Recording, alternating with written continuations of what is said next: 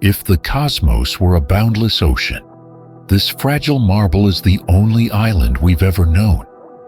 Watch the Terminator line sweep across North America. That thin blue halo is the only thing shielding us from the cosmic vacuum. We sit in the Goldilocks zone, 93 million miles from the Sun, maintaining a rare thermodynamic equilibrium where water flows and life endures. It's a statistical miracle in a hostile void.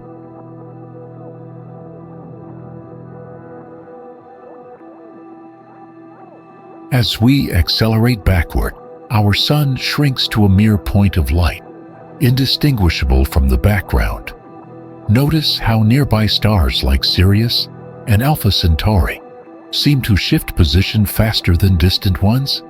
That's parallax, the geometric key astronomers use to map the void. Even our nearest neighbor, Alpha Centauri, is a staggering 25.6 trillion miles away.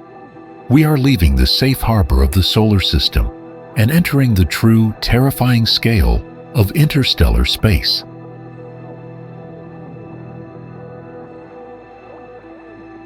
Keep your eyes on that bright beacon, Canopus. It looks intense, but appearances are deceiving. It's not close. It's a monster. Located 310 light-years away, this supergiant is over 10,000 times more luminous than our Sun. You're witnessing the difference between apparent and intrinsic magnitude. While our Sun burns with a steady, middle-aged patience, giants like Canopus live fast and die young, burning through their nuclear fuel at a ferocious suicidal rate.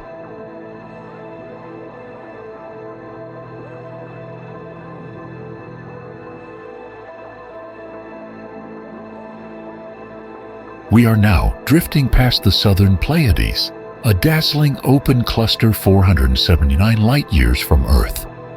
Think of these stars not as strangers, but as siblings. They were born simultaneously from the same collapsing molecular cloud, igniting in a chaotic stellar nursery.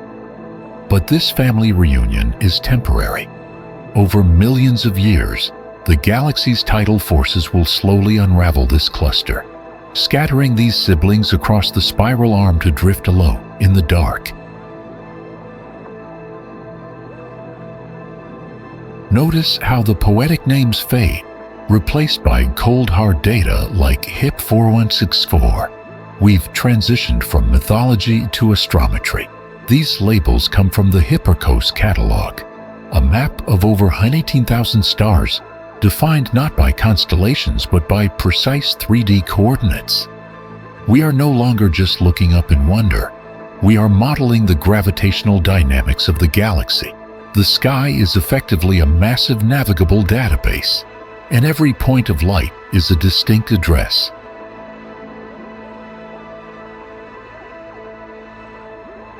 Pulling back reveals the majestic architecture of the Milky Way's disk. It's a cosmic pancake, 100,000 light-years wide, but only 1,000 light-years thick. See those dark rifts splitting the starlight? That's not empty space. Those are massive clouds of interstellar dust blocking visible light, known to astronomers as the zone of avoidance. We are peering through the dusty, crowded spine of our galactic city, where the density of matter obscures the universe beyond.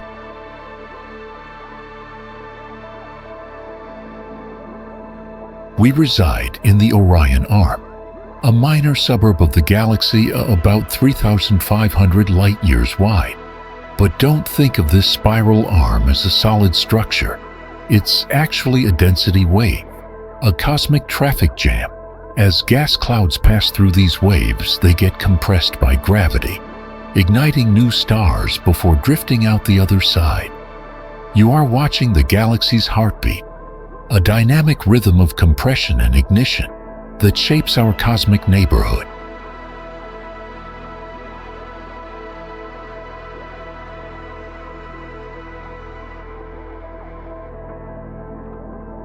As we retreat 7,500 light-years out, the Carina Nebula becomes a mere smudge. But remember, This view is a time machine. The light hitting our sensors now began its journey when humans were just inventing agriculture. We aren't just seeing distance, we are seeing history. The deeper we look, the further back we travel. If an observer there looked at Earth today, would they see our bright cities, or just the campfires of our Stone Age ancestors?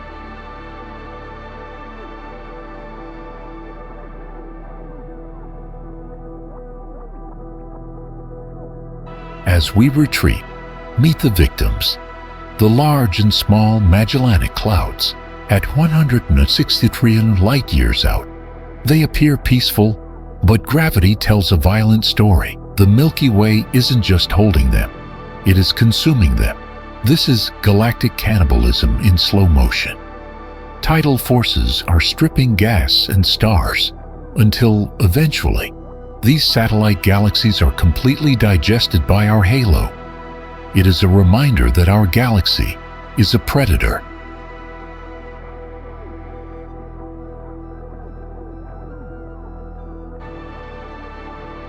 Now, the granular detail of stars dissolves into a single glowing disk, an island universe 100,000 light-years across. Beyond this shoreline lies the warm, hot intergalactic medium, a terrifyingly thin web of gas. Feel that chill?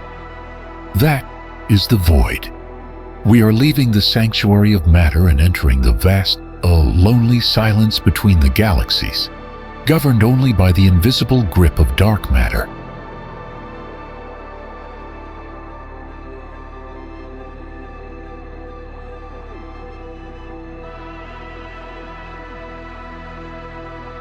Watch closely. The optical light fades, replaced by the cold precision of data. We aren't looking at nature anymore. We're seeing the code of the cosmos. These HIP labels represent the Hipparcos catalog, over 118,000 stars reduced to parallax and proper motion. This is the matrix of the heavens, where burning balls of plasma are stripped of their fire and defined strictly by their mathematical coordinates.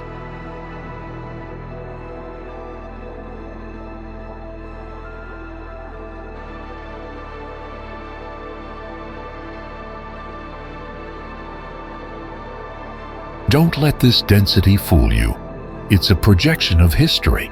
We are peering down a tunnel of time through the galactic plane.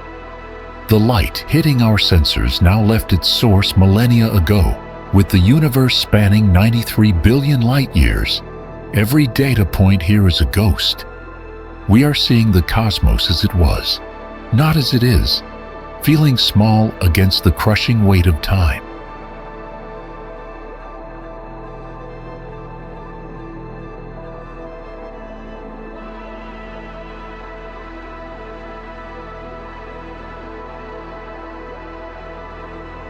In this sea of drifting data, how do we find our way?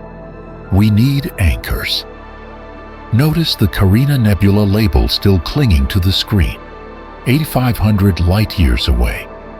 Massive star-forming regions like this are the lighthouses of the deep. Without these high-luminosity beacons to triangulate our position, our maps and our minds would be hopelessly lost in the dark drift of interstellar space.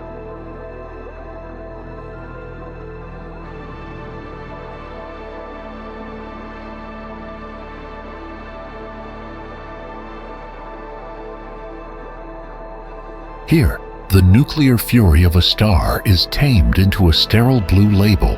This is the data universe, built on the Henry Draper catalog. By categorizing spectral definitions, we turn the chaos of plasma into the order of physics. But ask yourself, do we truly understand a thing just because we've named it? We have traded the beauty of the flame for the certainty of the code.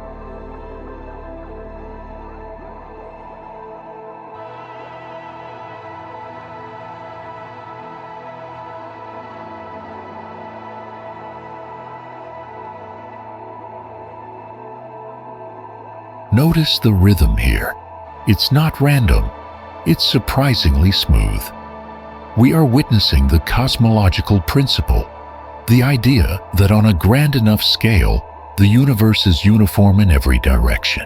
Despite the local violence of gravity, the overall fabric of the cosmos is serene. With only 6 protons per cubic meter, this smoothness is likely a fingerprint left by the Big Bang itself.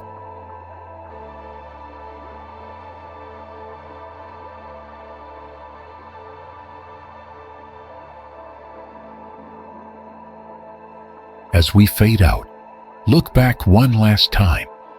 That line of sight to the Carina Nebula remains unbroken. It proves the transparency of the void. Photons traveling quadrillions of miles without scattering. We are leaving, but the light remains, an immortal traveler connecting us to a history that will outlive us all. If the light never dies, does the journey ever truly end?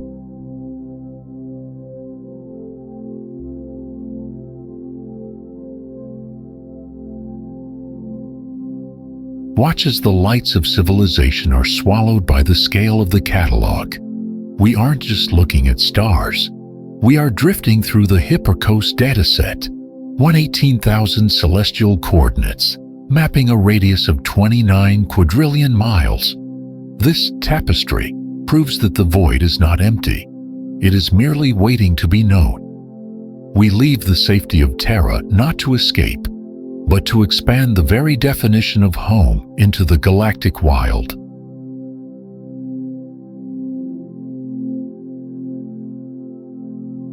Here, amidst this static web of HD and HIP catalog numbers, lies the Carina Nebula, a stellar nursery spanning 2.7 quadrillion miles.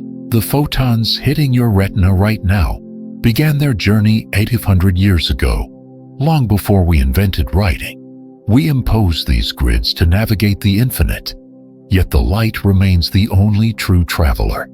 If the universe remembers us through this ancient light, does the journey ever truly end?